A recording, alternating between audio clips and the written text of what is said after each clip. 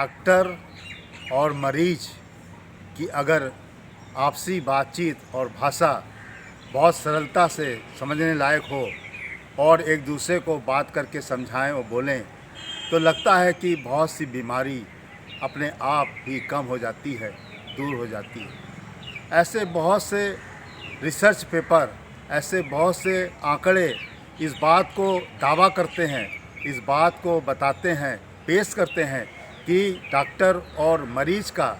जो भाषा की शैली है वो इतनी सरल और इतनी समझदारी से होनी चाहिए कि बहुत सी बीमारियां अपने आप समाप्त हो जाती हैं, अपने आप ख़त्म होने लगती हैं। क्योंकि दवाई तो आपको मिलेगी, दवाई की भाषा तो पर्चे में लिखी ही जाएगी, मगर जो आपकी भाषा से हम दवाई लिखते हैं, जो बीमारी को समझते हैं, जो बीमारी के लक्षणों को पकड़ते हैं, वो हमारी आपकी भाषा बहुत ही सरल और सभ्य होनी चाहिए। बहुत ही शांति के साथ डॉक्टर और मरीज़ को बात करनी चाहिए। भाषा में इतना अनुपातिक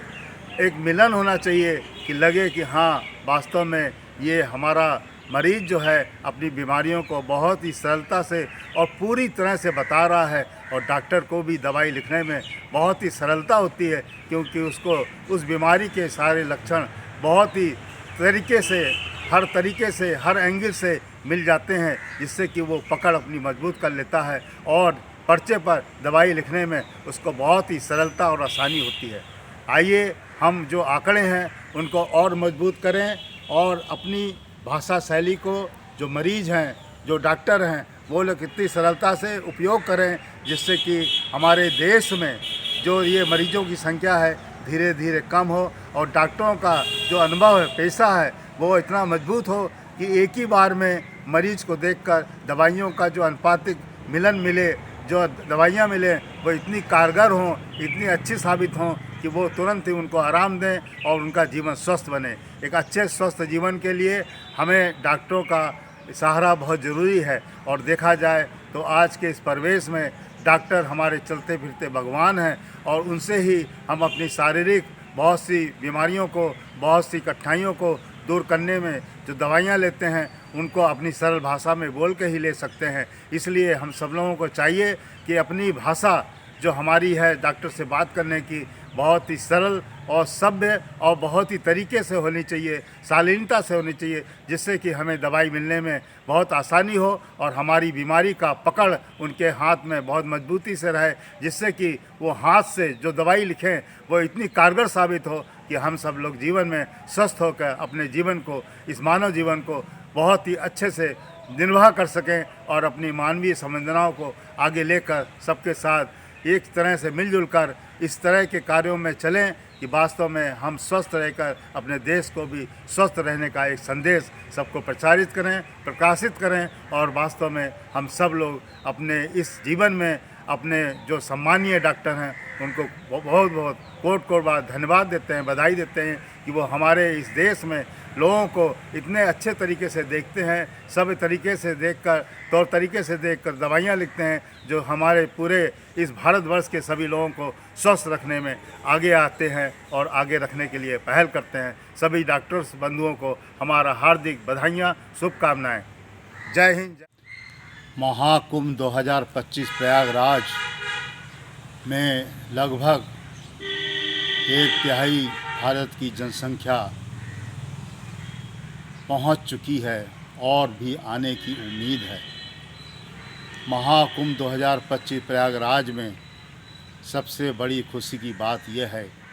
कि वहां पर स्वच्छता का बहुत ही ध्यान रखा जा रहा है, और उस स्वच्छता को देखते हुए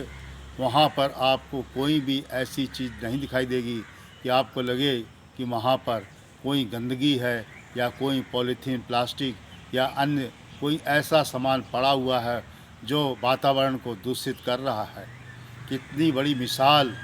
एक इतने बड़े महाकुंभ मेला में व्यवस्था बनाए रखने में अपने आप में एक मिसाल है, एक बहुत बड़ी पहल है कि हमारे स्वच्छता के लिए जो कर्मचारी अधिकारी कार्य कर रहे हैं वो दिन रात पानी की भी गुणवत्ता को भी साफ़ सुथरा रखने में लगे हुए हैं। फूल पत्तियों को, अन्य जो भी चीज़ें लोग पूजा पाठ में नदियों में चढ़ा रहे हैं, पूजा कर रहे हैं, उसको कर्मचारी अपने द्वारा तुरंत डंडे में जाली लगाकर या कपड़ा लगाकर उसको साफ कर रहे हैं।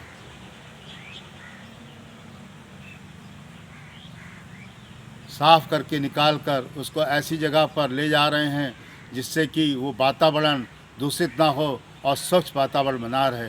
वास्तव में बहुत खुशी की बात है कि हमारे भारतीय संस्कृति में जो स्वच्छता की परंपरा है, आज इतने बड़े महाकुंभ मेला में भी वो प्रदर्शित हो रही है। हम सब अपने भक्तों के उस कार्य में लगे हुए लोगों के बहुत ही आभारी हैं, उनको धन्यवाद देते हैं कि वास्तव में उनके अथक प्रयास और उनके कर्तव्य करने के जो उनकी लालसा है, उससे आज हमारा महाकुंभ 2025 प्रयागराज कितना स्वच्छता के साथ सफल हो रहा है। और उसमें आप सब लोगों का सहयोग बड़ी ही वंदनीय है, बड़ा ही प्रशंसनीय है और देखा जाए तो बड़ा ही अनुशासन का एक बहुत बड़ा पाठ है कि आइए हम सब लोग भी एक ऐसा पाठ सीखें कि हम सब लोग जहाँ कहीं भी इस तरह के स्थानों पर जाएं, कोई भी कार्य ऐसा ना करें कि वातावरण दूषित हो। हम लोग स्वच्छता का वातावरण रखें, चाय वगैरह पीने का जो भी हमारा डिस्पोजल का कप वगैरह है उसको डस्टबिन में डालें, कोई भी चीज़ इधर उधर ना फेंकें, फूल पत्तियों को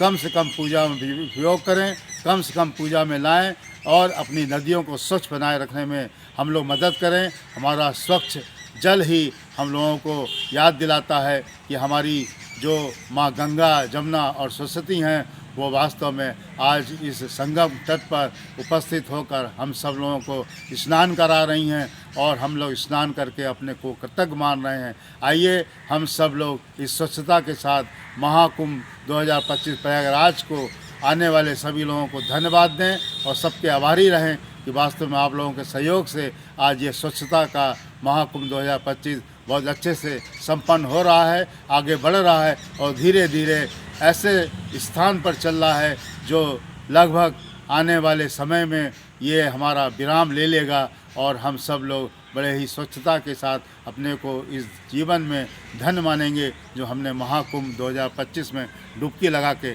अपने को कृतज्ञ बनाया। जय हिंद, जय भारत।